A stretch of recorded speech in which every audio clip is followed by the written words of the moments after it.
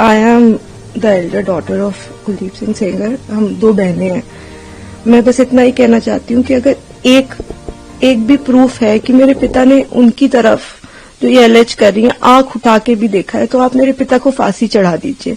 लेकिन प्लीज एक बार मेरे केस के जो सारे फैक्ट्स है वो तो लोगों के सामने आने दीजिए। हम बहुत ही मुश्किल से जुडिशरी के पास गए थे। हमारे अपील में हमने सारे फैक्ट्स फाइल किए हुए हैं। उन्होंने अपनी टाइमिंग 3 बार बदली है। पहले उन्होंने कहा दोपहर 2 बजे, फिर उन्होंने एक मीडिया स्टेटमेंट दिया, उन्होंने कहा नहीं 2 बजे नहीं हुआ, शाम को 6 बजे हुआ। ये उन्होंने ऐसे इसलिए किया क्योंकि ऑलरेडी एक फोटो है मेरे पिता की कि वो मम्मी के साथ एक इवेंट में मौजूद है 2 बजे। फिर फाइनली उन्होंने जब एफआईआर लॉन्च की उसमें समय बदल दिया, 8 से 8:30 कर दिया। रिकॉर्ड पे है कि जो मेरे फादर की लोकेशन है, वो जो अलेज कर रही है जो जगह, उससे 17 किलोमीटर दूर मेरे फादर की लोकेशन है। वो खुद उस वक्त फोन पे बात कर रही हैं जिस वक्त उन्होंने ये टाइमिंग अलेज की है। तो इतने सारे सबूत होने, एम्स की रिपोर्ट है जो बता रही है कि वो 18 साल के ऊपर है और वो खुद को माइनर 15 साल की बच्ची बताती हैं। मैं बस ये आपके माध्यम से कहना चाहती हूँ कि मैं समझ रही हूँ कि आपकी भावना एक तरफ जुड़ी हुई है क्योंकि आपने ये सारे फैक्ट शायद कभी सुने नहीं है, ना किसी ने हमें नहीं अप्रोच किया कि आप अपना आपके फैक्ट्स क्या है। कि किसी ने उनसे कभी पूछा कि आप एक सबूत दिखा दीजिए कि आपकी तरफ कुलदीप सिंह सेंगर ने कभी आंख उठा के भी देखा है। मैं कह रही हूँ अगर वो दिखा दे तो फांसी दे दे, लेकिन आप इस तरह का अनड्यू प्रेशर बना के, वो उन्होंने क्या किसी को पता है कि वो एक पॉलिटिकल पार्टी से एसोसिएटेड है। 2022 में उनकी मां ने विधानसभा का चुनाव लड़ा हुआ है उन्नाव से। ये सब चीजें वो नहीं बताएंगे क्योंकि वो सब चीजें उनके नैरेटिव को सूट नहीं करता। हम भी 2 बेटियां हैं, 8 साल से ड्यू प्रोसेस, मतलब हम कहीं धरना देने नहीं बैठे, हम कुछ नहीं किया, हम ड्यू प्रोसेस पे विश्वास रख के, और आज भी हमें पूरा विश्वास है कि अंत में, क्योंकि हमारा केस इतना स्ट्रांग है, अंत में हमारी जीत होगी।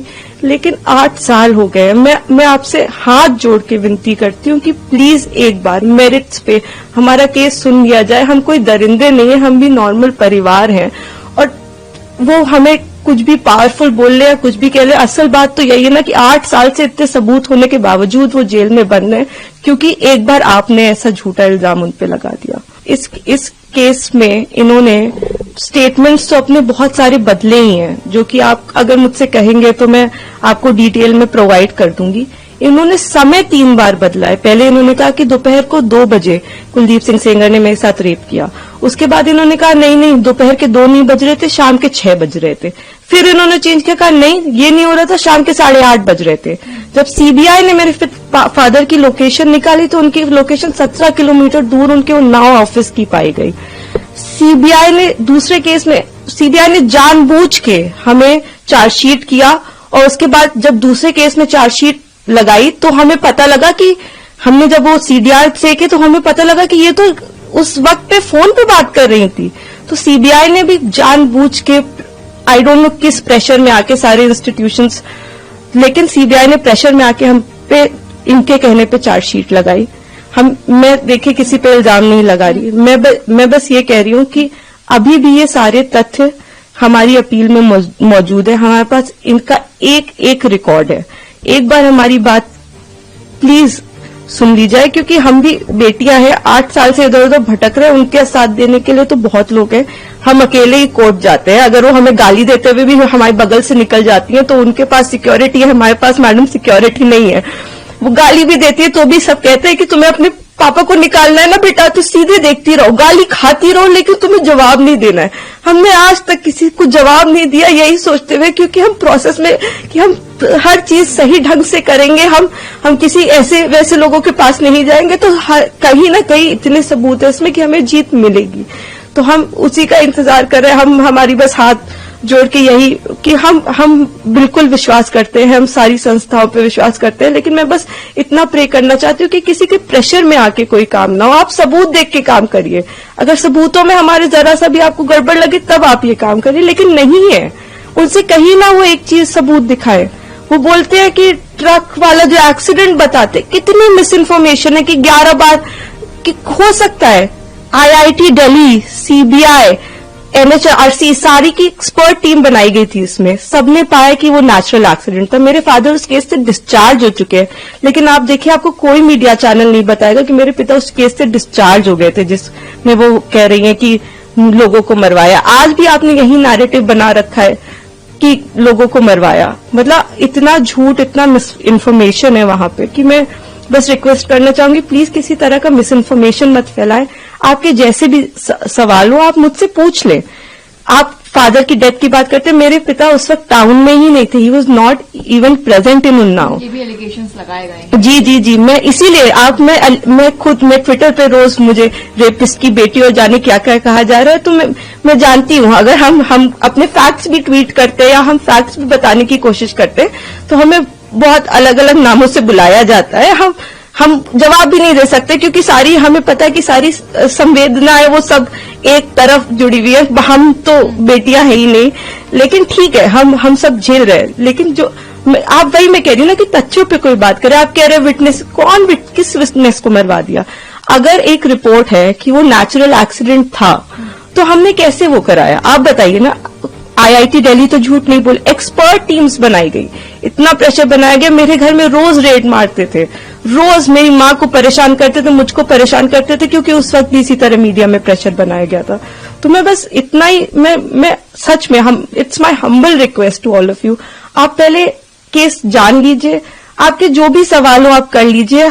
मैं डॉक्यूमेंट्स लेके आपके सामने बैठने को तैयार हूं, लेकिन प्लीज किसी की कही सुनी बातों पे मेरे पिता के साथ ऐसा मत करिए। 8 साल से हम न्याय के लिए लड़ रहे हैं, प्लीज। जी मैं सारी चीजें देख रही हूँ। मैंने आपको इसीलिए बताया कि कुछ उनके पॉलिटिकल अफिलिएशंस भी हैं और मुझे कोई वो बिल्कुल प्रोटेस्ट करे, लेकिन जहां वो प्रोटेस्ट कर रहे हैं उनसे आप एक बार जाके कह दीजिए कि आप प्लीज सबूत दे दीजिए, एक बार दिखा दीजिए कि क्या सबूत है कि कुलदीप सिंह सेंगर ने आपके साथ ऐसा ऐसा किया। एक बार मैं मीडिया के मेंबर से रिक्वेस्ट है कि कोई भी एक बार जाके उनसे पूछ ले कि आप एक सबूत दे दीजिए। मैडम, मैंने तो 6-7 पॉइंट बताए हैं, आप एक पॉइंट बता दीजिए कि ये सबूत है कि आपके साथ ऐसा ऐसा उस दिन हुआ, सिवाय आपके बोलने के, जिसमें भी आपने कई बार अपने बयान बदले हैं।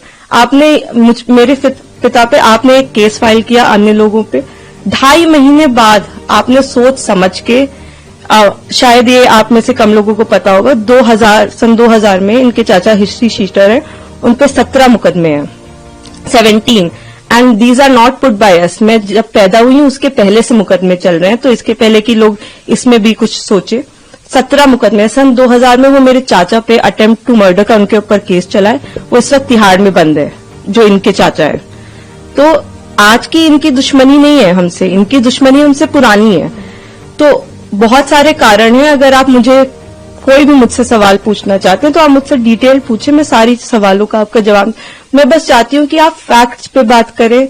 आप एक बार, मैं भावनाएं समझती हूँ सबकी, किसी को भी, मुझको, मैं खुद एक बेटी हूँ, मुझे ये कहानी किसी बच्ची की सुनाई जाती तो मैं भी शायद ट्विटर पे गालियां ही लिख रही होती, लेकिन उस कहानी में कितना सच है ये जान लीजिए कि दूसरी तरफ भी हैं बेटियां, दूसरी तरफ भी लोग हैं। जिस इंसान को आप इतना बुरा समझ रहे हैं वो नहीं है, वो 2 बच्चियों के, और मैं इसलिए नहीं कह रही कि आप आर्ग्यूमेंट्स वो लेके आए, लेकिन वो भी इंसान, क्या उन्होंने देखा भी आंख से? आप एक प्रूफ दे दीजिए और आप मेरे पिता को फांसी पे चढ़ा दीजिए। मैं कह रही हूं, अगर एक भी सबूत है कि मेरे पिता ने उस लड़की की तरफ आंख उठा के भी देखा है तो आप मेरे फादर को फांसी दें। लेकिन अगर वो सबूत नहीं है तो हमें पूरा हक है कि हमारे भी सबूत सुने जाएं। प्लीज हमें वो मौका दीजिए। बिल्कुल, आपने शायद डिटेल्ड ऑर्डर देखा होगा, उसमें आप मेरे जो सीनियर एडवोकेट रहे, उन्होंने, मिस्टर एन हरिहरन जी, उन्होंने सारे पॉइंट्स पे आर्ग्यू किया था। उन्होंने आर्ग्यू किया था कि ये माइनर नहीं थी, एम्स की रिपोर्ट है। उन्होंने आर्ग्यू किया था कि 3 अलग अलग इन्होंने टाइम बताए। उन्होंने आर्ग्यू किया था कि हमारे पिता की सीडीआर लोकेशन 17 किलोमीटर दूर की। उन्होंने आर्ग्यूमेंट किया था कि ये फोन पे है। आप, ऐसा नहीं है कि कोर्ट के सामने हम जाके कह दिया हम पब्लिक सर्वेंट नहीं, और कोर्ट ने कहा कि आप रिहा हो जाइए। हमने सारा पूरी चीज कोर्ट के सामने प्रस्तुत की और हर चीज लीगली हुई है। मैं कह रही हूँ कि जो लोग ऑर्डर का ऑपरेटिव, आप पूरा ऑर्डर पढ़िए ना, कि क्या हमारी तरफ से सिर्फ एक ही आर्ग्यूमेंट किया गया है।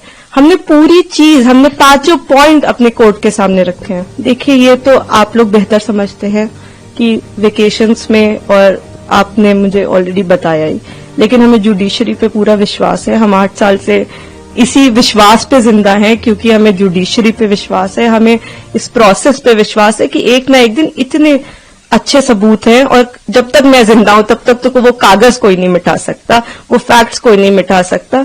तो उन फैक्ट्स के होप में कि ये एक दिन सबके सामने आएंगे, मैं जिंदा हूं। और मैं यही कहना चाहती हूं कि प्लीज किसी भी इंस्टीट्यूशन पे आप अपनी भावनाओं पे आके मत प्रेशर बनाएं। आप एक बार फैक्ट समझ लें, आप समझ लें कि आप क्या सपोर्ट कर रहे हैं, किस चीज का सपोर्ट कर रहे हैं। आपने सिर्फ एक साइड सुनी है अभी, और दूसरी तरफ को जानने की कोशिश भी नहीं की। तो थोड़ी कोशिश करके, बाकी हमें पूरी उम्मीद है कि हम आगे इसमें जीतेंगे। ये हम उम्मीद पे 8 साल से जी रहे हैं, लेकिन होपफुली कि हमारे फैक्ट्स इस बार इग्नोर नहीं किए जाएंगे। हमें पूरी उम्मीद है कि हम सुप्रीम कोर्ट